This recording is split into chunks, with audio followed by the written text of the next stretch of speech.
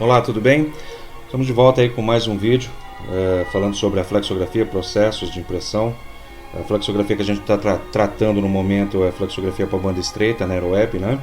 Para fabricação de rótulos e etiquetas, mas os conceitos de funcionamento, de peças, partes do equipamento flexográfico e da própria flexografia em si se aplica a qualquer tipo de modalidade de impressão flexo, né? Seja banda larga ou banda estreita, tá?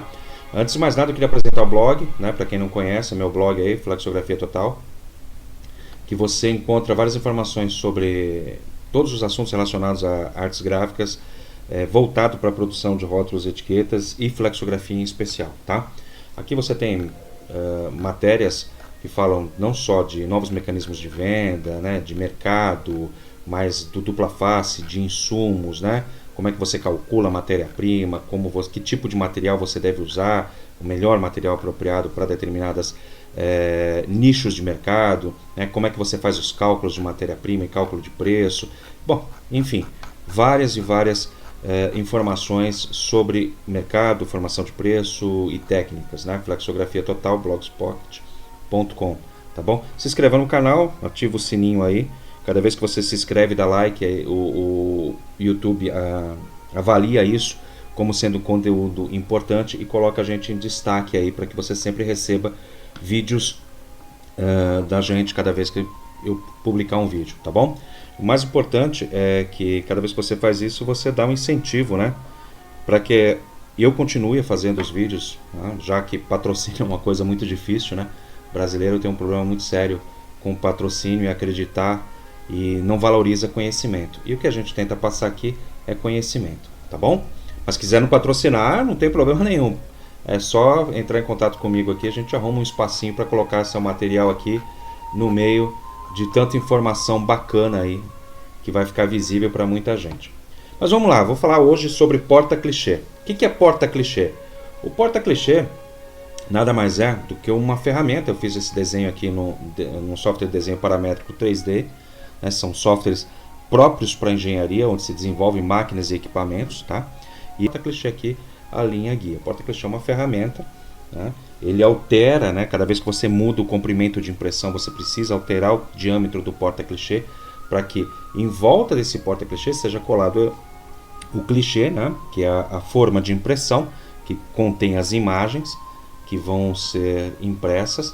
E se você quiser fazer uma etiqueta, por exemplo, de 150 milímetros, o diâmetro desse porta-clichê multiplicado por π, que é uma constante, tem que dar 150 milímetros, ok?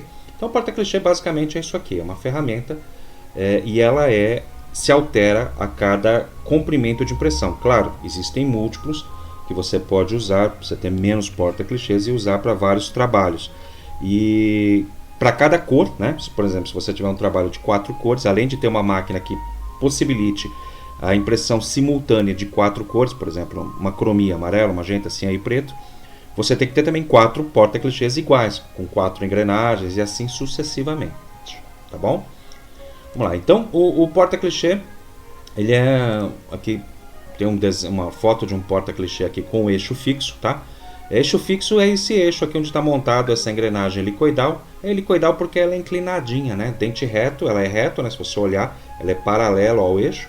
E helicoidal é como se ela tivesse uma certa inclinação, né? Na diagonal aí, né? E essa engrenagem, ela tem um gargalo aqui, um pescoço, onde é montado um rolamento para ela se movimentar, olhando meu mouse, para a direita e para a esquerda, né? Ou para cima e para baixo aqui em relação à imagem. E uma chaveta para que ela não gire em cima deste eixo, né? Para que ela possa fazer a tração, né? Desse eixo e rodar junto com toda a máquina. Esse tipo de engrenagem permite ajustes longitudinais, ou seja, de distância para conseguir o registro de impressão, ok? Essas linhas que vocês estão vendo aqui no porta-clichê são linhas guias para facilitar a colagem e alinhamento do clichê em relação ao centro do papel e ao centro da faca, tá bom? Todos os cilindros porta-clichês possuem linhas guias, né? É uma referência muito boa para o impressor, principalmente quando ele usa a colagem manual, né? Não usa aparelhos óticos para colagem, tá? E aqui está um detalhe da engrenagem, né? Aqui a ponta de eixo de um cilindro porta-clichê, E aqui você tem duas engrenagens helicoidais. Uma vai mover o anilox e todo o conjunto de impressão, né, de tomada de tinta, e a outra vai ser acoplada ao cilindro tambor central ou ao contrapressão quando é uma máquina de modular. Né? Quando você tem uma máquina modular, você tem um contrapressão para cada grupo impressor e para cada porta-clichê, por assim dizer. Quando você tem uma máquina tambor central, você tem um tambor grande que todas as grupos impressores vão estar distribuídos ao redor desse tambor, e a gente chama esse método de sistema satélite, ok? Eu tenho outros vídeos no canal que explicam um pouco mais sobre máquinas, né? Sobre sistema satélite, convencional, stack, tá? Então vamos lá. Tem um outro tipo de porta-clichê também, que ela tem engrenagem fixa, né? Essa engrenagem helicoidal, mas ela está pinada ou parafusada no porta-clichê. Não tem eixo, tá? Eu tenho um rolamento.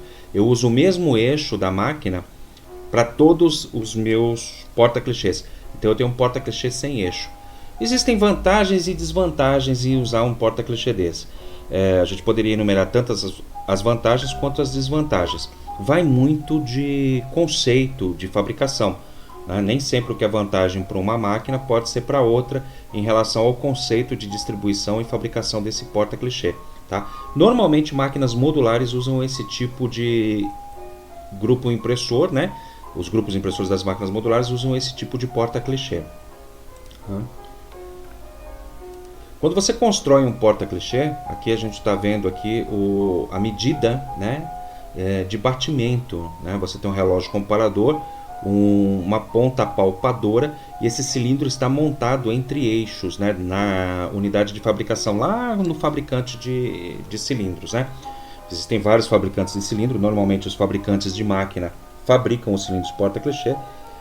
A primeira opção é comprar deles, mas os fabricantes de facas rotativas fabricam porta-clichês de excelente qualidade, né? Para banda estreita. Estou falando de banda estreita. A banda larga, normalmente a gente fica aí com os fabricantes de anilox e com os fabricantes de máquina, né? Mas banda estreita, e esse relógio palpador aqui, ele faz o seguinte, ele mede o batimento, ele mede o quanto está centralizado ou descentralizado em relação ao eixo esse porta-clichê.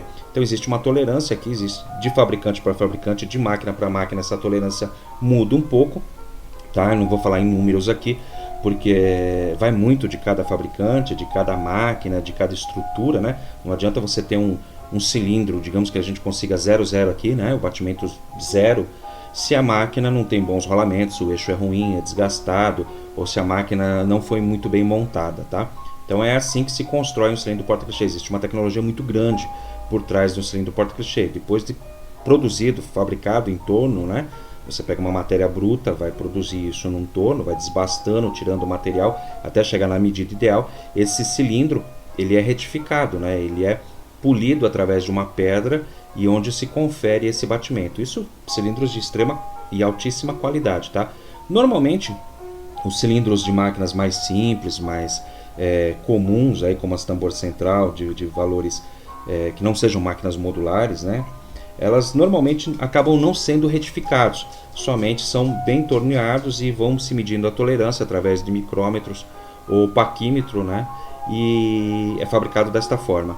Claro, quanto mais precisão você tem no cilindro, quanto mais você se atentar a estas qualidades, né, e essa característica de fabricação, maior vai ser o valor, porque são etapas envolvidas e etapas bastante demoradas. Então vai ampliar o preço, claro, mas a qualidade e resultado na impressão vai ser muito melhor, tá bom? Então o cilindro porta-clichê está aí. Só para explicar um pouco mais o cilindro porta-clichê, o cilindro porta-clichê, ele você tem uma engrenagem aqui estilizada, o cilindro porta-clichê, o plate surface aqui seria a superfície da placa, né, do clichê, onde vai entrar em contato com o papel e com a tinta, e todo esse conjunto, né, a soma, o gap que a gente chama, o espaço entre o diâmetro primitivo, né, da engrenagem e a somatória do dupla face mais o cilindro e mais o clichê tem que ser igual, né? Então quer dizer, esse gap vai ser exatamente a diferença de 2 vezes a dupla face e 2 vezes o seu clichê, tá? Então o porta-clichê sempre vai ser menor que o diâmetro primitivo da engrenagem, 2 vezes dupla face, mais 2 vezes a fita dupla face. Somando tudo, eles ficam todos no mesmo nível. Olha, se você olhar aqui, você vai ver uns pontinhos vermelhinhos aqui, que diz que tudo ficou no mesmo nível. Isso faz com que a impressão fique perfeita e principalmente sem marcas de engrenagem, sem marcas de arrasto, sem deformar pontos, sem deformar a impressão no todo, tá bom? E aqui, por último, a gente tem aí alguns outros tipos de porta-clichê. Esse porta-clichê é feito todo em alumínio com o próprio gargalo, né? Ele tem essa cabeça aqui, onde está o meu mouse, feita em alumínio, que existe um problema nisso, né? Existe um desgaste por esforço radial. Você tem um desgaste aqui prematuro e você não consegue um bom registro lateral. Esse gargalo aqui, essa cabeça, né? Que existe aqui nessa ponta desse cilindro, ele é feito para você puxar o cilindro para a direita e para a esquerda para ajustar a impressão direita e esquerda em relação à largura do material, tá bom? Isso não é muito bom por conta de desgaste. Funciona a curto prazo, tá? Como é alumínio, ele vai desgastar muito rápido, porque o rolamento é aço, né? E o aço e o alumínio vai desgastar o alumínio com muita facilidade. O ideal é que essa ponta aqui fosse uma bucha, né? uma ponta embutida aqui, ou parafusada, ou por pressão, não sei que método o fabricante poderia usar aí. Existem várias formas de fixar uma ponta dessa, e de um material mais resistente que um aço temperado, por exemplo, para que pudesse ter uma longevidade esse porta-clichê por mais tempo, tá bom? E depois de tudo isso, você tem aí o grupo impressor, né? Aqui vai ter uma foto não tão boa porque eu tive que ampliar ela. E aí, depois de tudo pronto, você tem aqui o tinteiro, o rolo pescador, uma faca Dr. Blade aqui, tá? De raspagem, faca de raspagem. O anilox está aqui, abaixo dessa faca de raspagem, dá para ver um pouquinho aqui ele, tá? A tintazinha amarela. O cilindro porta-clichê montado com o eixo dele. As partes brancas que estão nas laterais aqui são um pouco da dupla face e o clichê montado aqui em cima, ok? Então, depois de tudo montado, o porta-clichê vai para a máquina e é montado mais ou menos, né, colocado na máquina mais ou menos desta forma, tá bom?